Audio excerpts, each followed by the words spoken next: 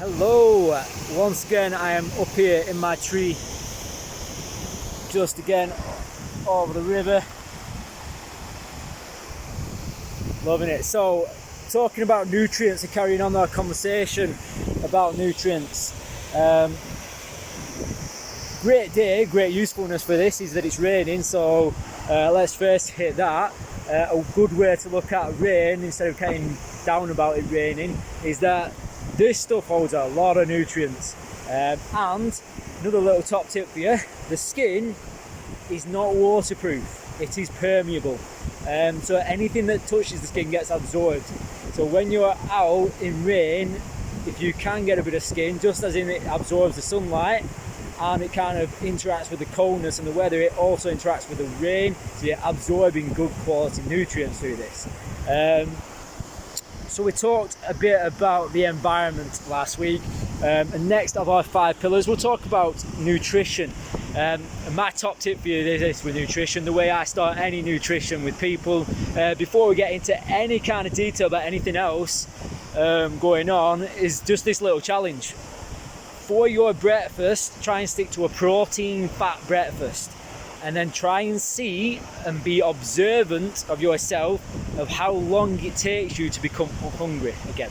So a lot of this generally can take you to about 4 o'clock to become hungry. You do need to eat a decent breakfast. It does need to be kind of high calorie protein. So if you're talking like big chunks of meat, fish or eggs, decent sized omelette, something big, and basically it shuts down the parts of your body that crave. Okay, so it stops those hormones from flaring back up and making you hungry again throughout the day. So that's what I'm going to give you as a little challenge this week, and generally it's my starting challenge for all nutrition things. I generally give people 2 weeks to see how this goes and see what the changes are, see how they're feeling with it, seeing if it's working. And the main thing is that you want to just be aware of what your body's saying, and you're aware of hunger in this. And that's it. And the idea is to get to a point to kind of observe that you don't need snacks. And massively, a lot of the time, you don't even need lunch. It's a very modern kind of introduction that it is.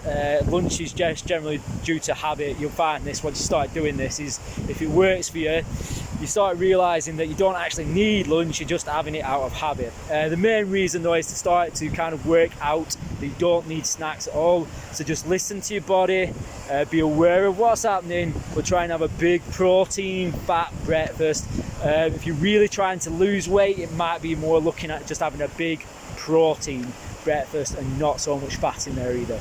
But try it out, guys. It's a good fun thing to do, especially over the weekend, but over the next week, especially if you're trying to lose weight, or if you've got like sickness flaring up, bloating, any type of kind of illness or ailments that are going on that kind of slow your life down or put obstruction into your day-to-day life. So it's a good one to go for. It's based on the evolutionary diet set up by the guys like Jack Kruse and a lot of other doctors in that field. Cheers, have a good weekend and enjoy a bit of the rain.